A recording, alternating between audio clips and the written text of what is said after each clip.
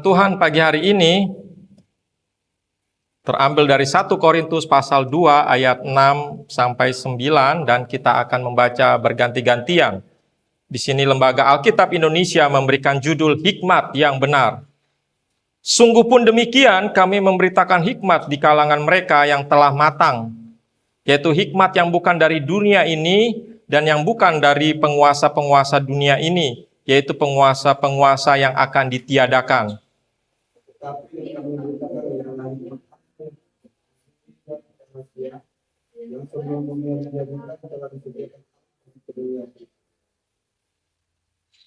Tidak ada penguasa dunia ini yang mengenal hikmat ini, sebab sekiranya mereka mengenalnya, mereka tidak menyalibkan Tuhan yang mulia.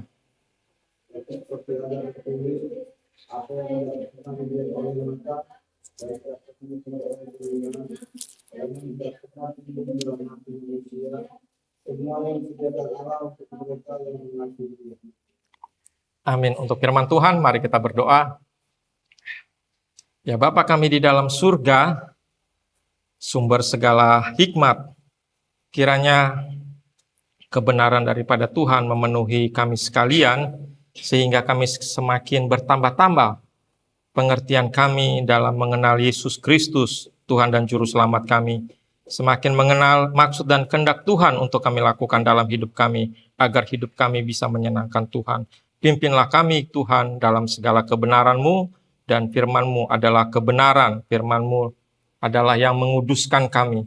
Inilah doa kami naikkan di dalam nama Tuhan Yesus Kristus. Amin. Ya, saya akan memberikan judul firman Tuhan berdasarkan ayat-ayat yang kita baca. Firman Tuhan hari ini berjudul Yang Dunia Tidak Tahu. Ya. Di ayat 8 dikatakan tidak ada dari penguasa dunia ini yang mengenal hikmat ini, ya, yang dunia tidak tahu. Apa yang dunia tidak tahu, apa yang dunia tidak kenal. Jadi dalam pembacaan firman Tuhan, beberapa ayat ini, Paulus ulang-ulang mengatakan hikmat, hikmat, hikmat, hikmat. Ada 4 kali hikmat. Jadi dari 4 kali dikategorikan ada 2 hikmat. Hikmat Allah, ya, hikmat Allah dan hikmat dunia. Kalau hikmat Allah di sini dikatakan di ayat 7 yang tersembunyi dan rahasia. Hikmat Allah ini tersembunyi dan rahasia sehingga tidak dapat dipahami oleh dunia. Sedangkan hikmat dunia bagaimana? Ya, hikmat dunia membanjiri, ya, membanjiri, dikonsumsi oleh banyak orang melalui seminar-seminar, motivasi-motivasi, buku-buku psikologi modern, filsafat-filsafat dunia. Tetapi hikmat dunia, ya, bukanlah hikmat sama sekali, ya, ketika dikomparasi, diperbandingkan dengan hikmat Allah. Ya, hikmat dunia kadang disebut hikmat yang palsu, pseudo. Contohnya, ya, kalau dikatakan dunia ini, alam semesta terlahir dari Big Bang, ledakan besar. Ini ilmu pengetahuan, sains, ya, sains, astronomi. Jadi ilmu pengetahuan bilang alam semesta baby born universe. Jadi alam semesta lahir dari ledakan besar. Sedangkan ilmu pengetahuan, sains itu memiliki syarat, yaitu apa? Bisa diamati. Kedua, bisa direka ulang, dicoba lagi. Nah, kalau saya bertanya, apakah ada yang pernah melihat ledakan besar? Enggak ada. Itu apa? Oh, itu hanya asumsi. Apakah ledakan besar, ya Big Bang yang terjadi sekitar 4,5 miliar tahun yang lalu, apakah bisa direka ulang? Tidak ada. Tapi kalau kita berbicara sesuatu yang Tuhan ciptakan, sesuatu yang daripada Tuhan, ada ilmu sains atau ilmu pengetahuan yang benar. Kemarin kita belajar tentang gravitasi. Ya, hukum gravitasi, sesuatu yang naik ke atas pasti akan turun seperti kertas ini. Nah, ini bisa diamati gak? Naik terus turun. Ah, ini ilmu pengetahuan yang sejati yang daripada Tuhan. Bisa saya ulang lagi gak? Bisa. Jadi syarat ilmu pengetahuan bisa diamati dan bisa diulang, bisa diulang di laboratorium dimanapun. Tapi yang namanya teori Big Bang, siapa yang pernah melihat? Apakah ledakan besar itu bisa diulang lagi? Oh, jadi hikmat dunia, mereka bilang manusia, makhluk hidup berasal dari makhluk yang bersel satu. Wah, siapa yang pernah tahu begitu? Ya, alam semesta, baby born universe lahir dari ledakan besar Big Bang. Jadi hikmat Allah dalam dunia ini ya selalu bertentangan dengan hikmat dunia juga. Jadi kita bisa paham kenapa dunia yang bertentangan dengan Allah selalu mengejek ya hikmat-hikmat yang sejati dari Tuhan. Ya, hikmat daripada Tuhan. Ya, alam semesta, manusia, dunia dan seisinya diciptakan selama 6 hari. Mereka bilang, itu bukan firman Tuhan. Alkitab ini sifatnya sebagian saja yang diinspirasikan, partial inspiration. Hal-hal yang bertentangan dengan ilmu pengetahuan, ya berarti itu bukan daripada Tuhan. Karena tidak mungkin dunia ini hanya 6 hari. Itu pasti bukan dari Tuhan. Itu dongeng-dongeng saja tempo dulu begitu. Jadi sering kita mendengar kekristenan, ya Alkitab diejek-ejek. Hikmat sejati yang berasal daripada Tuhan diejek-ejek oleh dunia. Kita akan belajar ada 2 hal yang dunia tidak tahu. Ada 2 hal yang dunia tidak mengenal yang dinyatakan oleh firman Tuhan, oleh Paulus dalam pembacaan Alkitab kita pada hari ini. Mari kita membaca ayat yang ke-8, perhatikan. Tidak ada dari penguasa dunia ini yang mengenal hikmat ini, sebab sekiranya mereka mengenalnya, mereka tidak menyalibkan Tuhan yang mulia. Ya. Mereka tidak mengenal Tuhan kita yang mulia Yesus. Jadi poin pertama, apa yang dunia tidak tahu, yang dunia tidak kenal, yang pertama, dunia tidak mengenal siapa Yesus. Ya. Karena kalau mereka mengenal, mereka tidak akan menyalibkan Tuhan yang mulia. Wow. Kemarin kita belajar firman Tuhan, apakah kebenaran itu? Paulus bertanya ya kepada Yesus, apakah kebenaran itu?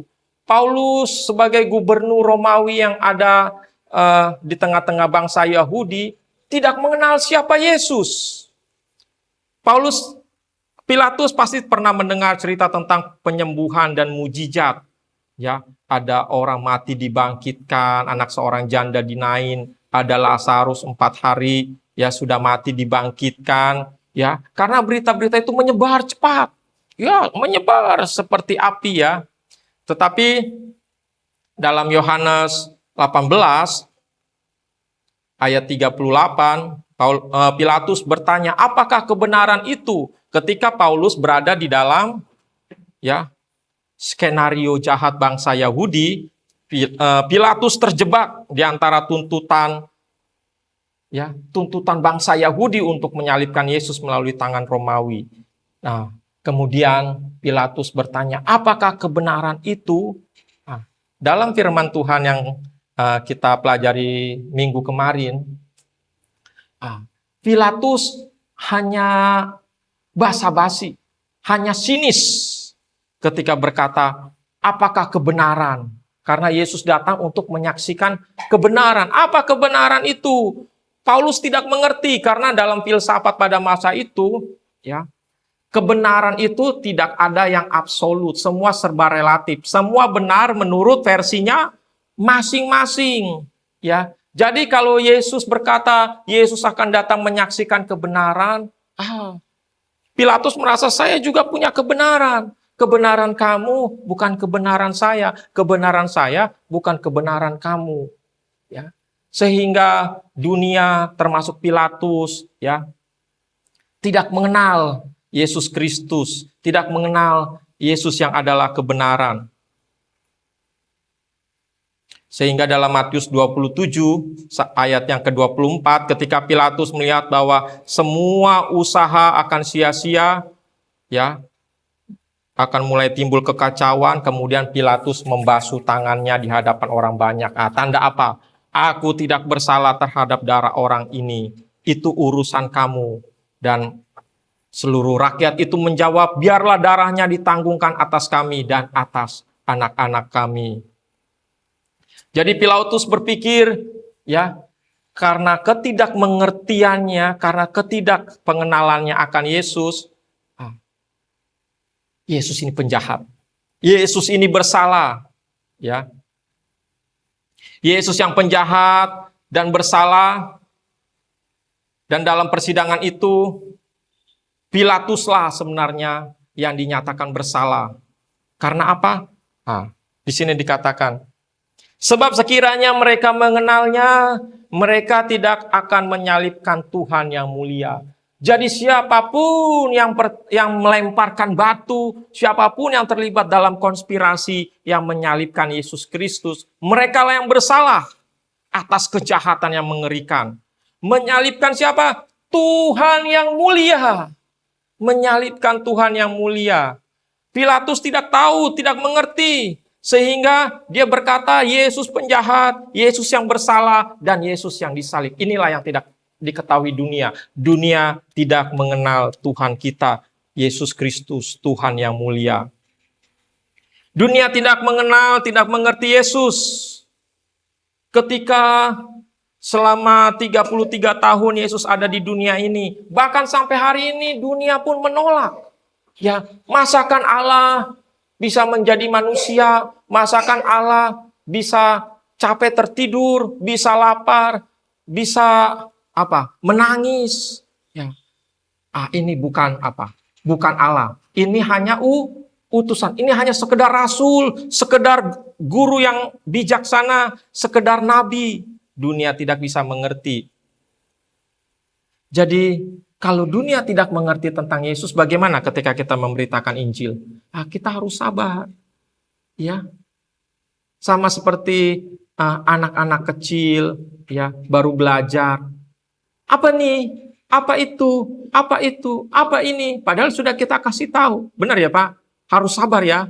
Harus sabar. Guru TK, guru SD, sabar. Anak-anaknya nggak mengerti. Nah, ketika kita bertemu orang dunia yang tidak mengenal tentang Tuhan kita yang mulia, ya, yang tersembunyi, ini hikmat tersembunyi bagi mereka, bagaimana Allah, ya, dalam kekekalan mengosongkan diri, kenosis menjadi manusia, enggak masuk.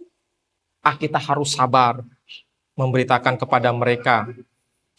Terkadang orang yang terhilang mengatakan yang jelek-jelek, yang menghina, yang kasar tentang Tuhan kita yang mulia, ya. Sehingga di forum-forum media sosial, orang Kristen pun terpancing untuk membalas kata-kata kasar dengan kata-kata kasar.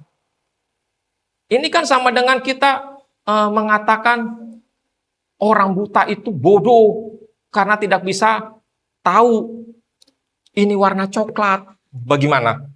Apakah orang buta bisa kita bilang bodoh karena tidak tahu ini warna coklat? Kan nggak mungkin, dia nggak ngerti. Jadi ketika ada orang bilang, oh Tuhan kamu, wah masa Allah tergantung, ya tinggal pakai underwear cawat, itu bukan Allah. Masa kamu menyembah Allah yang tersalib? Ya bagaimana?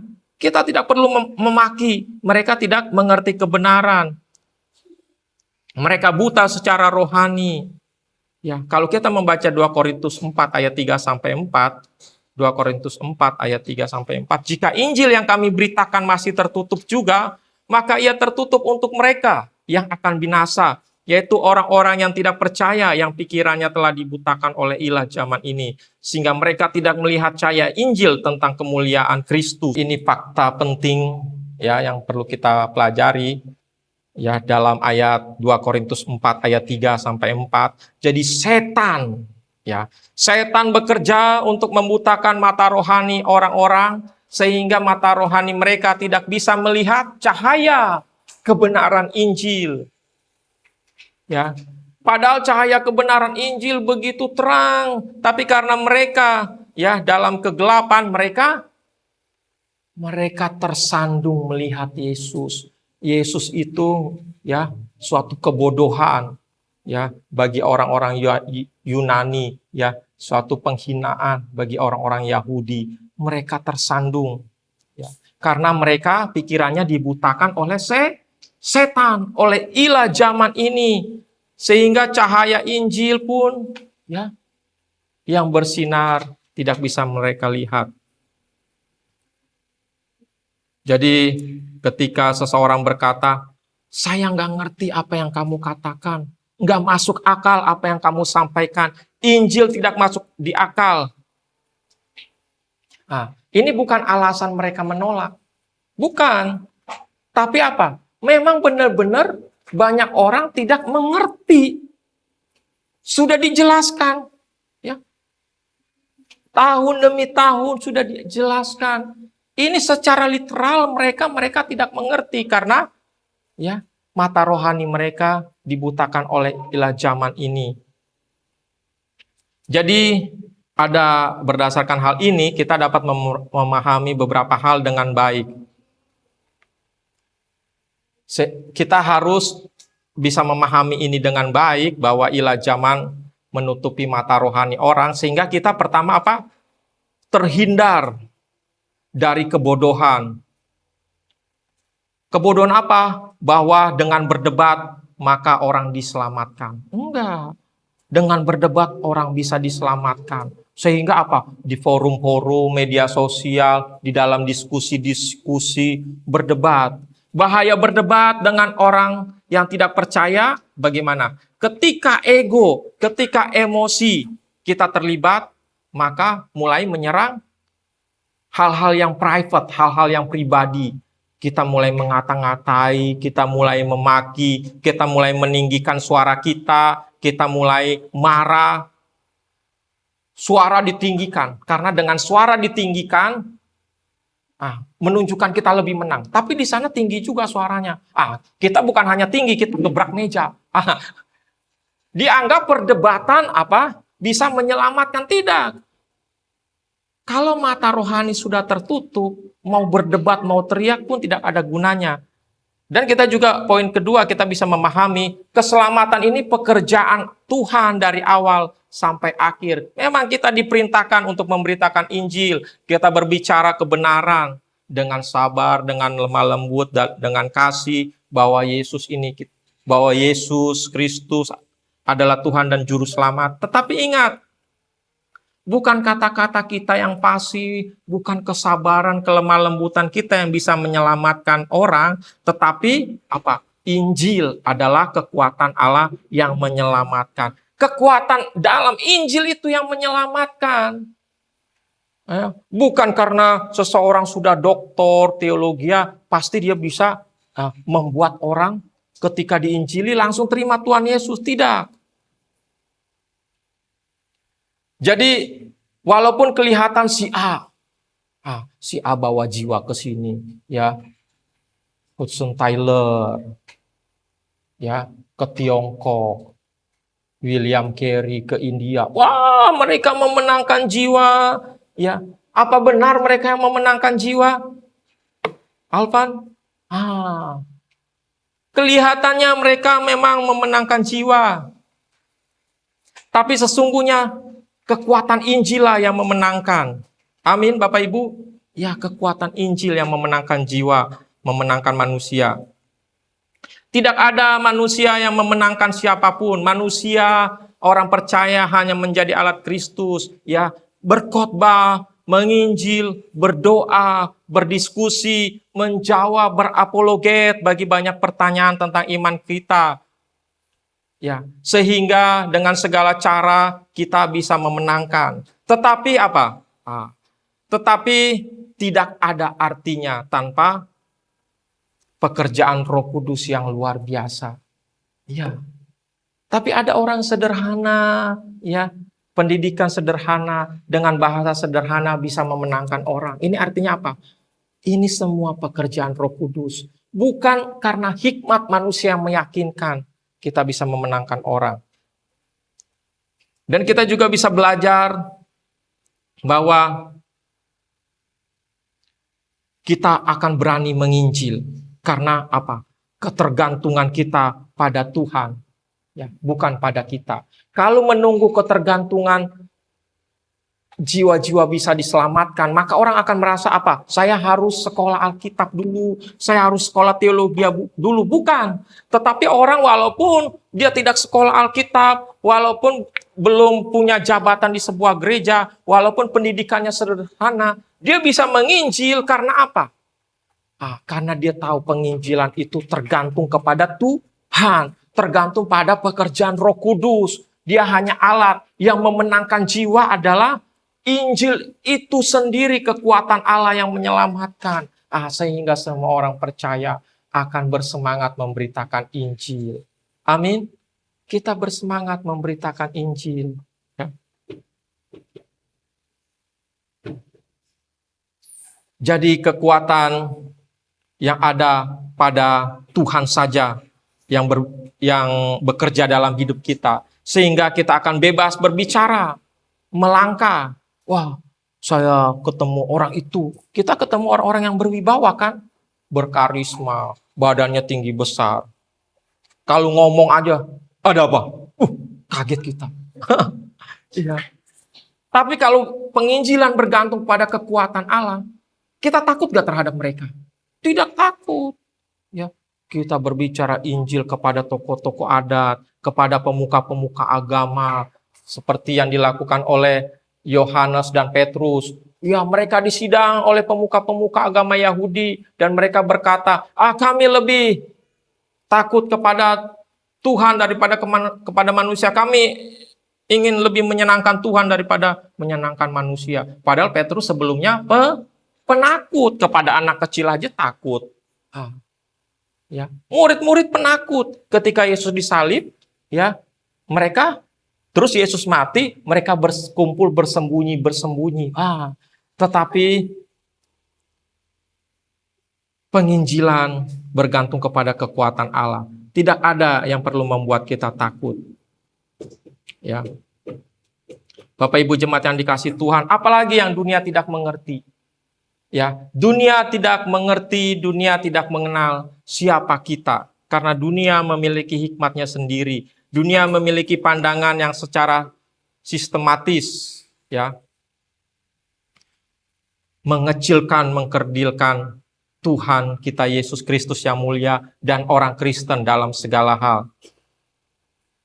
Jadi ketika Paulus mengatakan di ayat ke-6, sungguh pun demikian kami memberitakan hikmat di kalangan mereka yang telah matang, yaitu hikmat yang bukan dari dunia ini dan yang bukan dari penguasa-penguasa dunia ini, yaitu penguasa-penguasa yang akan ditiadakan. Jadi ketika Paulus mengatakan bahwa para penguasa zaman ini akan ditiadakan, maksudnya apa?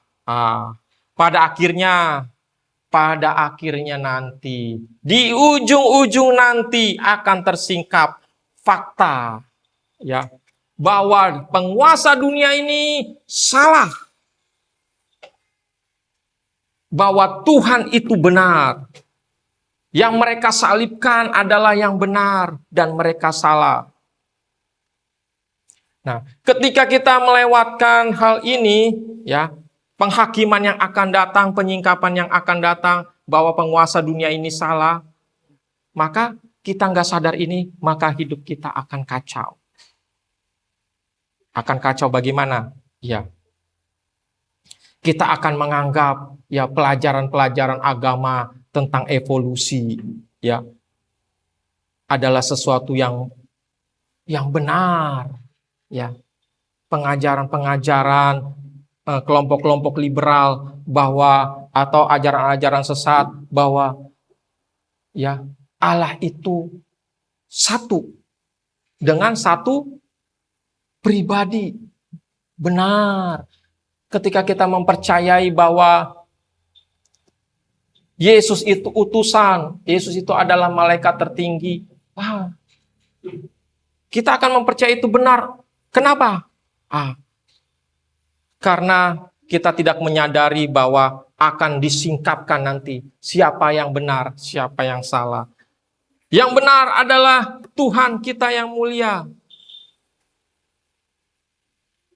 Bapak Ibu jemaat yang dikasihi Tuhan, dunia tidak tahu, dunia tidak mengerti apa yang Tuhan telah janjikan kepada kita. Di ayat 9, apa yang tidak pernah dilihat oleh mata dan tidak pernah didengar oleh telinga dan yang tidak pernah timbul di dalam hati manusia, semua yang disediakan Allah untuk mereka yang mengasihi Dia. Jadi dunia salah tentang Tuhan kita yang mulia. Mereka salah tentang Yesus, mereka salah juga tentang kita. Ya.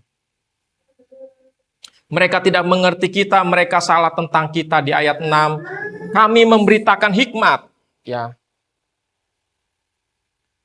Di kalangan mereka yang telah matang, kami memberitakan hikmat. Dan di dalam ayat 7, hikmat bagaimana? Hikmat Allah yang tersembunyi dan rahasia yang sebelum dunia dijadikan telah disediakan Allah bagi kemuliaan kita.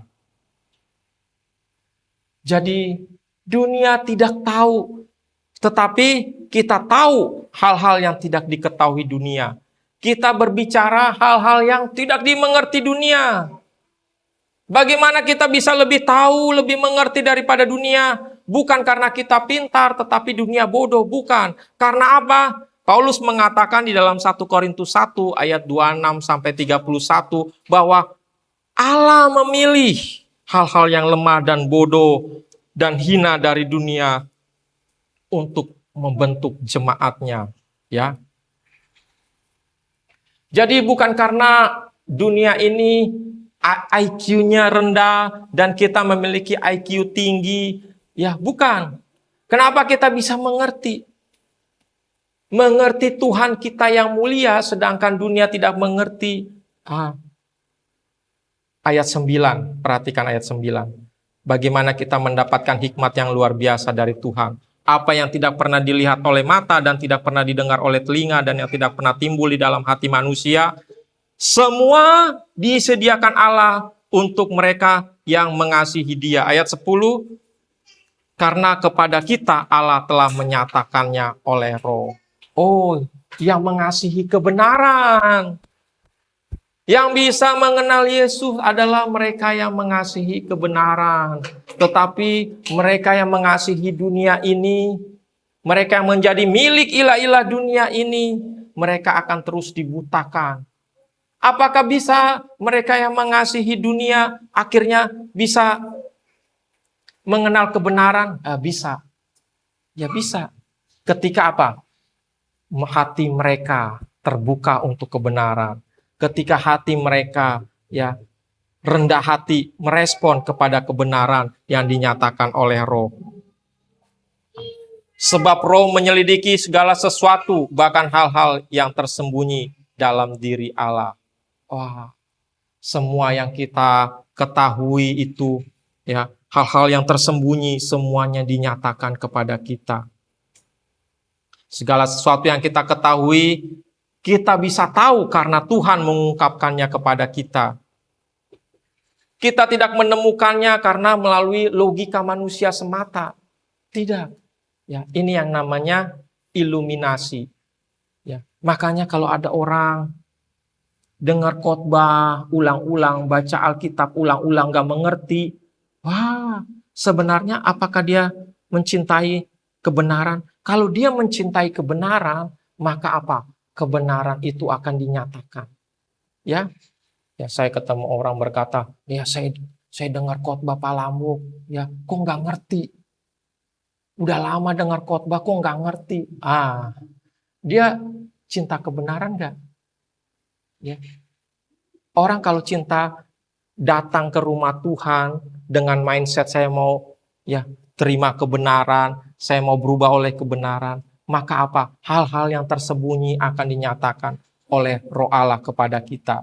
Tetapi kalau apa datang ke rumah Tuhan dengan konsepnya, ya, dengan cara berpikirnya, ya, dia datang tidak untuk cari kebenaran, tapi mau cari apa? Pengakuan, mau cari inilah, mau cari itu segala macam. Maka ya Tuhan memilih untuk tidak mengungkapkan hal-hal tersebut kepada kita. Tetapi orang yang cinta kebenaran, maka Tuhan, Roh Allah mengungkapkan hal-hal itu. Makanya ada orang belasan tahun, puluhan tahun jadi Kristen, ya, tetap buta, rohani, tetap tuli, tidak bisa melihat, tidak bisa mendengar, tidak bisa mengerti kebenaran firman Tuhan. Padahal sudah mengaku orang Kristen, padahal sudah mengklaim pasti masuk surga, tapi nggak ngerti firman Tuhan. Karena apa? Ya, Allah memilih untuk tidak mengungkapkan kebenaran kepada orang-orang yang tidak cinta kebenaran. Begitu. Jadi dunia tidak mengerti. Kenapa kita bisa tahu? Kenapa kamu memilih Yesus? Kenapa kamu harus memberikan nyawamu untuk Yesus, menjadi martir? Kenapa kamu harus pikul salib, sangkal diri setiap hari? Wah, kenapa orang Kristen bodoh dianggap begitu? Dunia nggak bisa mengerti, ya. Karena apa? Tertutup bagi mereka. Dan kita bisa bayar harga mengikuti Yesus walaupun harganya mahal, karena sudah disingkapkan kepada kita siapa Yesus. Dan nanti pada akhirnya penguasa-penguasa dunia ini akan ditiadakan. Mereka yang salah, ya, mereka yang pada akhirnya tahu bahwa mereka salah, bahwa Yesus benar, bahwa pada akhirnya mereka akan ditiadakan, mereka akan dihukum. Perbedaan hanya satu antara kita dan orang-orang di dunia ini. Perbedaannya adalah Tuhan. Ya. Kita mengerti, kita mengenal Tuhan yang benar, mereka tidak. Hanya Tuhan, tapi konsekuensinya, dampaknya luar biasa. Dampaknya bagi mereka yang tidak mengenal Tuhan yang benar, ya, penguasa-penguasa dunia ini akan ditiadakan. Jadi banyak hal yang sudah disingkapkan kepada kita melalui Roh Allah, sehingga kita bisa melihat, kita bisa mendengar, kita bisa mengerti, ya. Dan oleh sebab itu hanya Tuhan yang layak mendapatkan pujian, hormat, dan kemuliaan dari kita untuk selama-lamanya. Ada seorang anak Tuhan bernama John Newton, dia bikin lagu Amazing Grace. Ya. Dia berkata, I once was lost, but now I'm found. Was blind, but now I see. Dulu dia orang Kristen, orang tuanya orang Kristen, mamanya guru sekolah minggu. Tetapi dulu katanya, saya buta, I was blind. Tapi karena dia akhirnya mengasihi kebenaran, but now I see. Wah, dia bisa melihat.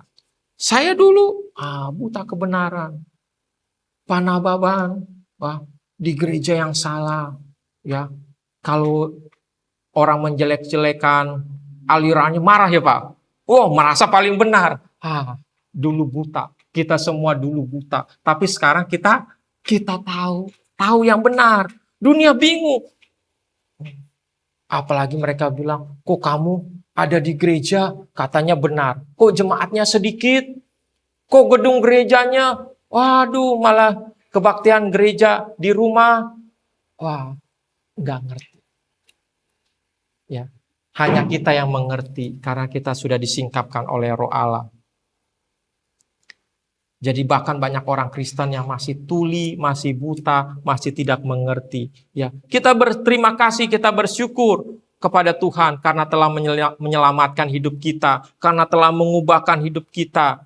Terima kasih kepada Tuhan karena telah memberikan mata rohani yang dicelikan, sehingga kita bisa melihat kebenaran, telinga untuk mendengar kebenaran, dan hati untuk memahami kebenaran. Mari kita berdoa bagi rekan-rekan kita, ya, yang masih memiliki pemahaman yang salah. orang-orang di luar sana. Mintalah kepada Tuhan untuk menjamah hidup mereka, menjamah mata rohani mereka, melepaskan ikatan-ikatan ilah-ilah dunia ini. Seperti yang telah dilakukan Allah dalam kehidupan kita. Amin. Ya. Kemudian kita juga menjadi alat Tuhan untuk menyatakan kebenaran yang bisa memerdekakan mereka.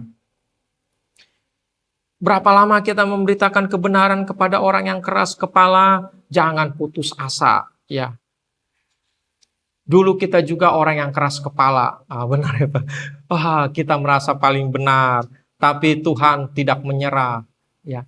Anak-anaknya tidak menyerah untuk terus memberitakan kebenaran. Kalau Tuhan sudah melakukan yang terbaik untuk memerdekakan kita, ya, Tuhan juga bisa melakukan kepada mereka-mereka yang tidak tahu apa yang mereka sedang perbuat. Mereka tidak mengerti, tetapi kita disuruh Tuhan, ya, pergilah, jadikanlah segala bangsa menjadi murid Yesus Kristus. Jadi, apa yang dunia tidak kenal, apa yang dunia tidak tahu, apa yang dunia tidak mengerti tentang Tuhan kita, Yesus yang mulia, dan tentang kita yang membingungkan mereka. Kenapa kita kok mau pikul salib, kita mau mati buat Yesus, kita mau berjemaat di tempat yang kecil, ya.